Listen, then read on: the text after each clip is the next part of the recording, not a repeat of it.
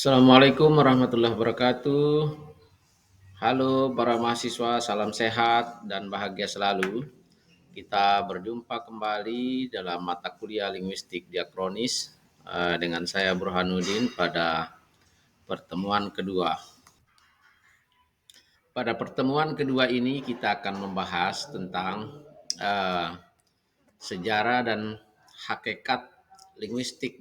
Seperti kita ketahui bahwa istilah atau terminologi linguistik diakronis itu dicetuskan oleh Ferdinand de Saussure pada tahun 1996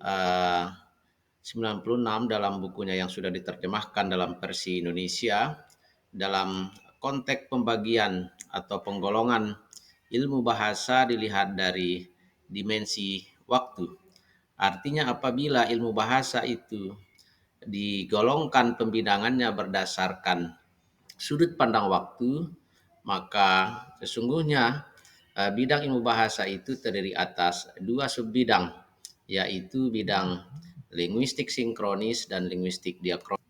Seperti kita ketahui bahwa mungkin saudara sudah lebih dahulu membaca atau diajarkan pada jenjang S1 bahwa linguistik sinkronis itu pada prinsipnya merupakan suatu subbidang ilmu bahasa yang mengkaji suatu bahasa dalam kurun waktu tertentu. Kalau kita mencermati definisi ini, ada dua kata kunci yang diisyaratkan. Yang pertama itu adalah mengkaji suatu bahasa, yang kedua adalah pada kurun waktu tertentu. Kita andaikan lingkaran yang berbentuk opal warna kuning tua itu adalah suatu bahasa. Anggaplah itu adalah suatu bahasa A. Sebagai suatu bahasa A, kalau kita ingin, nah ini makna dari suatu bahasa itu adalah seperti yang saya andaikan tadi, yaitu bahwa linguistik sinkronis mengkaji suatu bahasa, ya. Nah, apanya yang dikaji dan suatu bahasa itu? Yang dikaji itu adalah sistem bahasa itu. Sistem bahasa itu seperti kita ketahui terdiri atas sistem tata bunyi, sistem tata kata, sistem tata kalimat, makna, dan sistem perbendaharaan kata.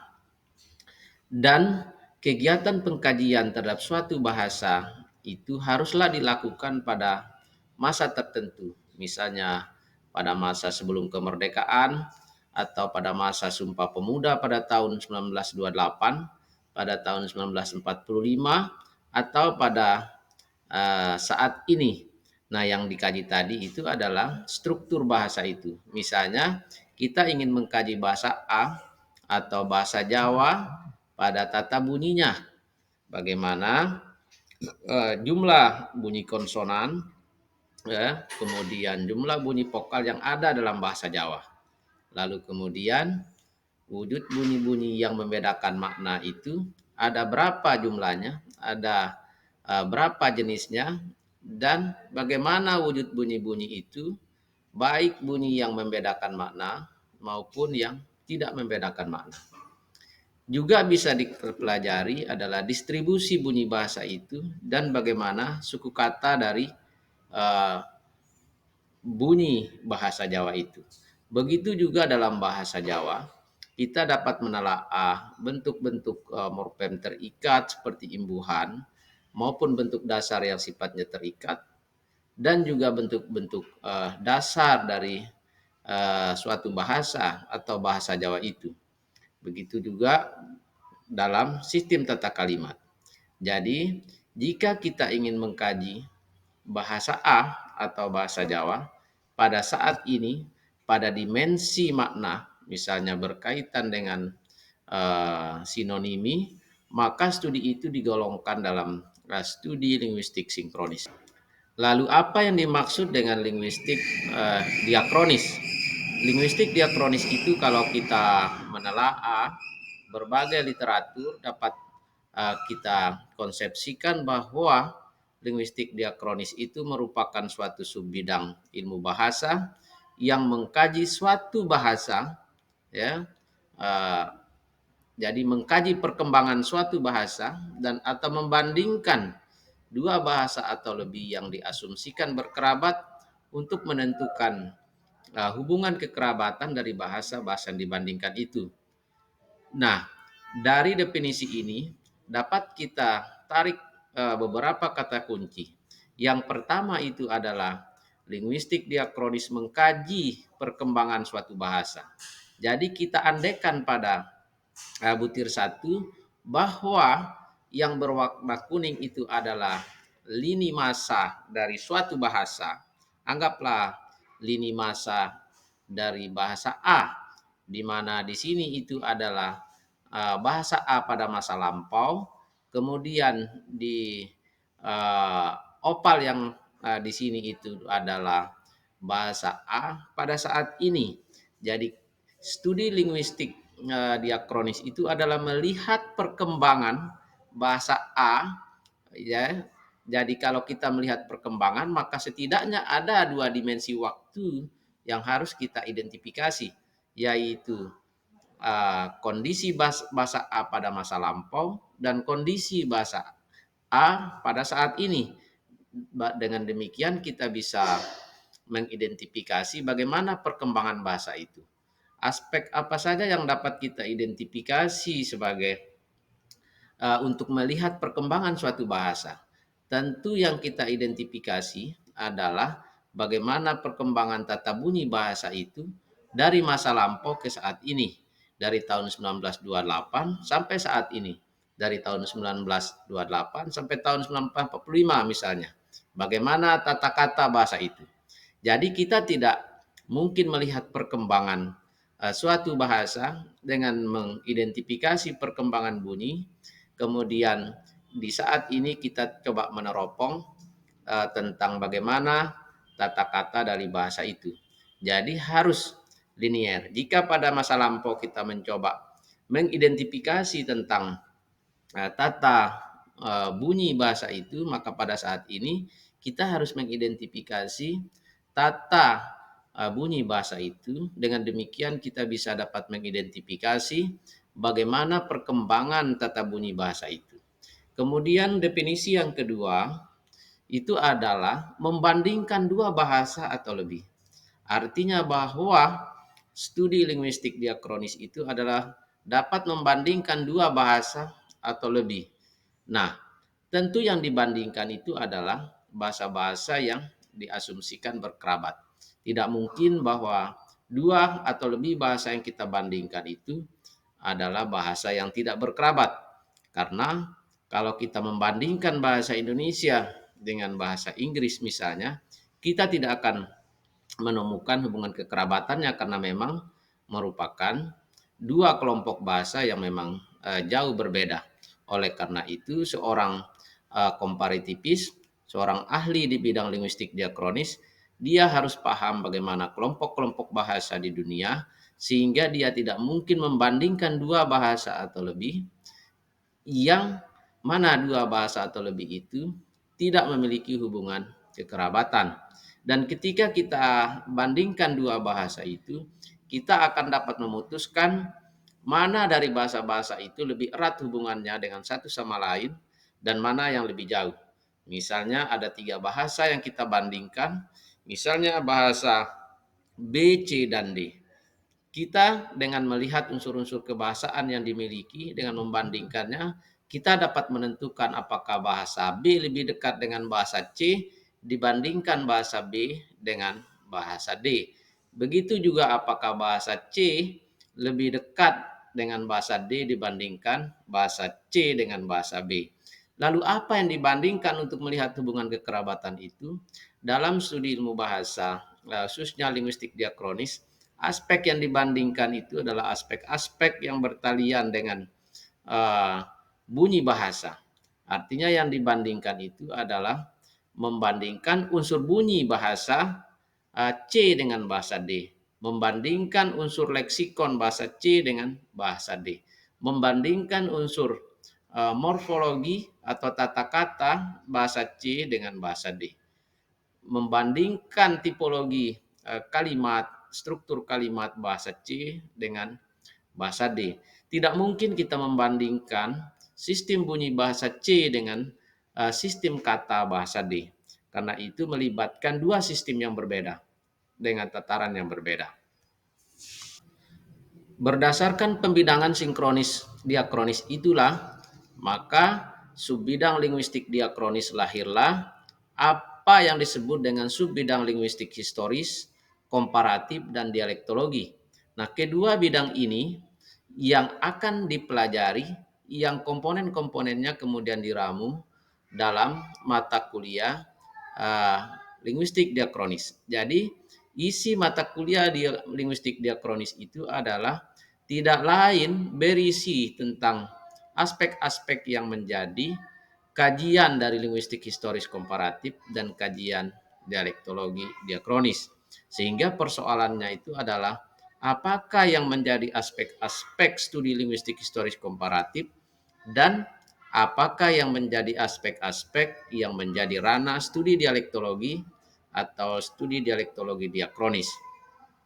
Seperti kita ketahui bahwa linguistik diakronis itu disebut juga linguistik historis komparatif, linguistik bandingan historis, linguistik genetik, atau linguistik genealogi.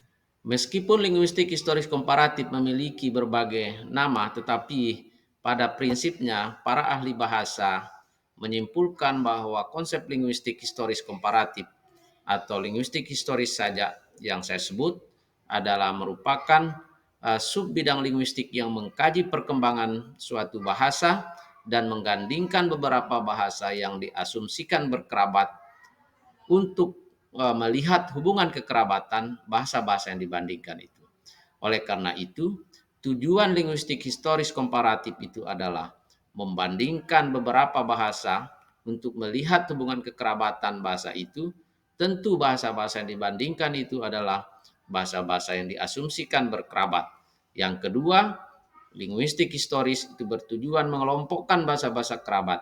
Kemudian yang ketiga merekonstruksi bahasa purba, dan yang keempat itu adalah menentukan tanah asal dari bahasa-bahasa kerabat yang dibandingkan tadi. Selanjutnya patut saya singgung bahwa dasar-dasar linguistik historis sebenarnya telah diletakkan oleh sarjana Eropa sejak permulaan abad ke-19. Studi linguistik historis dewasa ini pada mulanya berpijak pada dasar-dasar perbandingan dalam ilmu filologi, sehingga muncullah metode baru dalam studi linguistik historis dengan membandingkan bahasa secara murni. Tokoh pertama seperti Franz Bopp pada tahun 1791 sampai 1867 membandingkan akhiran kata kerja dalam bahasa Sanskerta, bahasa Yunani, bahasa Latin, Persia, dan bahasa Jerman secara lebih sistematis. Christian Ras pada tahun 1787 sampai 1832 membandingkan bahasa Jerman dengan bahasa Baltik, Slavia, dan Keltik serta melahirkan hukum pertukuran bunyi yang dikenal dengan laut persibung antara bahasa Jerman dengan bahasa-bahasa Latin Yunani. Studi Christian Ras disempurnakan oleh Jacob Grimm tahun 1819 sampai 1822 yang kemudian dikenal dengan hukum bunyi atau hukum Grimm. Kemudian Pons Klegel pada tahun 1772 sampai 1829 berhasil menunjukkan hubungan antara bahasa-bahasa Sanskerta dengan bahasa Yunani, bahasa Latin, Persia, dan bahasa Jerman. Kemudian Humboldt pada tahun 1767 sampai 1835 menyempurnakan klasifikasi yang dilakukan oleh Schlegel yang dalam bentuk teori tentang bentuk-bentuk yang sifatnya bahasa fleksi dan bahasa aglutinatif. Schleicher pada tahun 1823 sampai 1868 mengemukakan terminologi protobahasa atau yang dikenal dengan bahasa purba dan mencetuskan teori pohon atau stambon teori. Pada akhir abad 19, para sarjana yang menamakan dirinya Jungrammatiker memperbaharui hukum Grimm dan melahirkan hukum bunyi bahwa bunyi berubah menurut hukum bunyi tertentu tanpa kecuali yang dipelopori oleh K. Brookman. Untuk memecahkan masalah hukum bunyi, Smith mencetuskan teori baru yang disebut dengan teori gelombang atau Wellen teori. Selanjutnya subbidang dialektologi. Bidang subbidang dialektologi disebut juga dialektologi diakronis. Ya. Secara etimologis tentu kita tahu bahwa dialektologi itu eh, berasal dari kata dialek dan logos, yang berarti bahwa dialektologi itu ilmu yang mengkaji tentang dialek, sehingga kata kuncinya itu adalah apa yang dimaksud dengan dialek. Sebenarnya istilah dialek pada masa lampau sering dikaitkan dengan suatu bentuk isolek atau alat komunikasi tertentu yang sifatnya substandar. Substandar artinya subdialek yang biasa digunakan di desa-desa dan berstatus rendah. Istilah dialek juga sering dipertentangkan dengan istilah bahasa yang merujuk pada bahasa standar. Keberagaman alat komunikasi atau yang disebut dengan isolek yang belum jelas identitasnya yang membentuk suatu dialek atau subdialek akibat perkembangan historis dalam suatu bahasa itu sebenarnya dalam pandangan dialektologi diakronis memiliki kedudukan yang setara. Pembicaraan tentang dialek, subdialek hanya dimungkinkan jika dikaitkan dengan sebuah bahasa induk yang menurunkan dialek atau subdialek tersebut. Dalam konteks historis, pembicaraan suatu dialek harus dikaitkan dengan dialek lain yang terdapat dalam bahasa itu, bahkan dialek dari bahasa lain. Cabang linguistik yang mengkaji perbedaan-perbedaan istolek dengan memperlakukannya sebagai suatu struktur yang utuh dalam konteks historis. Dialektologi didefinisikan sebagai suatu studi tentang bagaimana suatu dialek atau subdialek. Tentu pertanyaan ini menyuratkan bahwa studi dialektologi merupakan studi yang mencoba menjelaskan tentang jumlah variasi dialektal yang ada dalam suatu bahasa, ciri-ciri yang menandainya. Bahasa purba yang telah menurunkan uh, dialek atau subdialek itu terlihat bagaimana subdialek maupun subdialek itu melakukan inovasi atau terjadi inovasi, lalu di mana tanah asal dari penutur dialek-dialek itu tadi. Dengan kata lain, bagaimana penutur-penutur dialek itu menyebar dari tanah asalnya. Artinya bahwa pembicaraan tentang bagaimana eksistensi suatu dialek atau subdialek itu sebenarnya pembicaraan yang mencakup tentang hubungan antara dialek, subdialek dengan bahasa induknya. Hubungan antara dialek, subdialek itu dengan dialek atau subdialek itu satu sama lain. Kita juga berbicara hubungan dialek subdialek itu dengan dialek atau subdialek bahasa lain yang diduga membentuk jati diri bahasa itu. Kemudian pembicaraan tentang bagaimana eksistensi dialek atau subdialek tersebut baru dimungkinkan jika tersedia bahan yang bersifat deskriptif atau sinkronis. Artinya bahwa studi dialektologi diakronis baru mungkin dilakukan jika studi-studi yang sifatnya sinkronis terhadap dialek atau subdialek bahasa itu sudah dilakukan. Maka studi dialektologi selain tersirat dimensi diakronis juga memiliki dimensi sinkronis. Patut disinggung berkaitan dengan sejarah munculnya subbidang ilmu dialektologi. Munculnya studi dialektologi merupakan akibat dari perkembangan linguistik historik komparatif pada periode munculnya sebuah aliran yang menamakan dirinya aliran Junggrammatiker atau Neogrammarian, aliran tata bahasa baru yang dipelopori oleh Karl Werner, August Leskin, Hermann Paul, dan kawan-kawan. Kaum neogrammarian inilah yang kemudian mengajukan teori yang disebut dengan hukum bunyi tidak mengenal kekecualian, yaitu suatu hukum bunyi di mana perubahan bunyi suatu bahasa dari suatu masa ke masa yang lain dalam perkembangan sejarahnya berlangsung secara teratur. Misalnya bahasa Latin, Yunani, bangsa Sanskerta, bahwa bunyi P dalam dalam bahasa Sanskerta secara teratur itu muncul sebagai bunyi F dalam bahasa Inggris pada posisi awal. Misalnya untuk menyatakan mana ayah, makna kaki misalnya. Dalam bahasa Latin, dalam bahasa Yunani, dalam bahasa Sanskerta akan muncul sebagai bunyi P, sedangkan dalam bahasa Inggris muncul sebagai bunyi F. Begitu juga untuk bentuk yang menyatakan makna kaki. Menurut Petit tahun 1990 pada halaman 89, bunyi P dalam bahasa Indo-Eropa purba pada posisi awal itu sebenarnya masih dipelihara dalam bahasa Yunani, bahasa Latin, bahasa Sanskerta. Lalu kemudian menjadi bunyi F dalam bahasa Inggris. Gustav Wencker tahun 1876, filsuf Jerman, menguji kebenaran teori tersebut dengan mencari batas geografi antara dialek Jerman tinggi dan Jerman rendah. Wencker dibantu oleh Wright menggunakan 10 kalimat dengan menggunakan metode cakap tan semuka atau metode pupuan sinurat dengan menggunakan penilik guru sebagai. Untuk mencegah terjadinya kekeliruan dalam kuesioner, Wencker mencoba memberikan keterangan-keterangan tentang urgensi penelitian, bagaimana harus menerjemahkan, kemudian harus dilengkapi dengan identitas pembahan dan pendeskripsian hal-hal istimewa tentang daerah tersebut. Kata-kata istimewa yang tidak terdapat dalam instrumen dapat ditulis di halaman belakang yang kosong.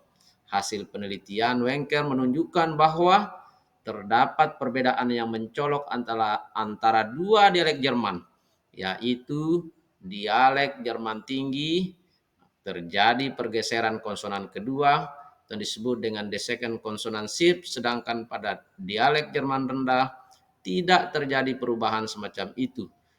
Pergeseran konsonan kedua adalah perubahan konsonan hambat tak bersuara, yaitu bunyi P, T, dan K dari proto Jerman ke dialek bahasa-bahasa tadi.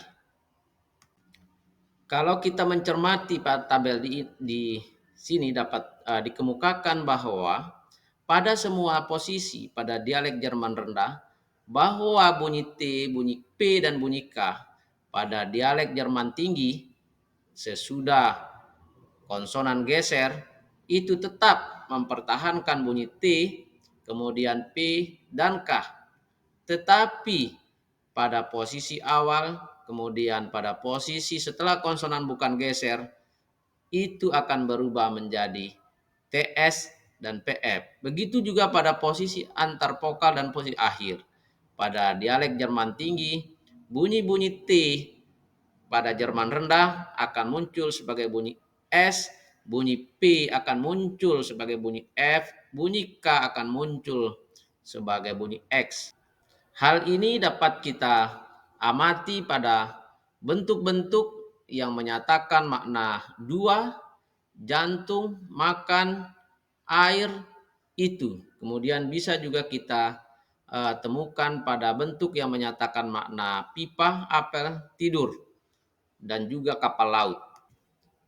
Selanjutnya Louis Guillorin pada tahun 1880 yang berkebangsaan Prancis membuktikan bahwa unsur leksikon sebuah arti itu tidak berhubungan satu sama lain. Misalnya perubahan dari bunyi L ke bunyi T pada posisi akhir pada daerah pengamatan, Guillorin berpandangan bahwa untuk menyatakan mana ayam yang merupakan refleks dari bahasa Latin gallus, double L, seharusnya muncul menjadi gat, tetapi yang muncul adalah bentuk-bentuk galus yang berasal dari galus, kemudian pulus yang bermakna binatang kecil dari bahasa Latin pulus, faisan yang artinya ayam pegar sejenis burung kecil, kemudian picare, pendeta, kemudian kok dari kokus dalam bahasa Latin. Menurut Guillorin, munculnya bentuk-bentuk tersebut yang berbeda itu karena kata yang berbeda untuk menyatakan makna ayam itu disebabkan oleh perubahan bunyi-bunyi yang mengakibatkan terjadinya tabrakan homonim. Untuk menghindari terjadinya tabrakan homonim, terjadilah penggusuran leksikal atau lexical replacement karena telah ada bentuk gat atau kucing yang berasal dari Catus.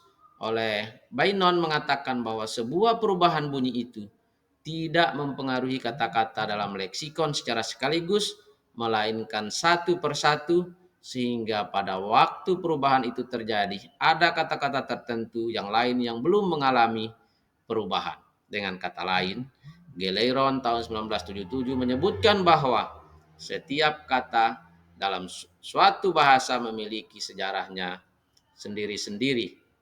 Oleh karena itu, perbedaan studi Wenker dan Giliron dapat dilihat dari 5 aspek, yaitu yang pertama, dasar yang mendasari, instrumen yang digunakan, pembahan, akurasi data, dan metode. Berdasarkan hal tersebut dapat dikemukakan bahwa penelitian Wenker yang dilakukan di Jerman itu tujuannya itu adalah untuk menguji kebenaran teori Neo-Grammarian, sedangkan Giliron di Prancis itu merupakan anjuran dari Gaston Paris, yaitu gubernur Paris, agar dilakukan pemetaan terhadap dialek bahasa Prancis. Instrumen yang digunakan oleh Wenker di Jerman adalah 40 kalimat, sedangkan Giliron di Prancis menggunakan 1920 kata dan 100 kalimat. Pembahan yang digunakan di Jerman oleh Wenker adalah guru dan murid, sedangkan di Prancis oleh Giliron menggunakan informan lapangan. Akurasi data, penelitian yang dilakukan oleh Wenker di Jerman merupakan atau memiliki transkripsi fonetis kurang akurat, sedangkan penelitian Giliron di Prancis memiliki transkripsi fonetis yang lebih akurat. Secara metodologis, studi Wenker di Jerman menggunakan metode cakap semuka atau pupuan sinurat, sedangkan di Prancis menggunakan metode cakap semuka atau pupuan lapangan. Demikian pertemuan kita yang kedua ini. Demikian, wassalamualaikum warahmatullahi wabarakatuh.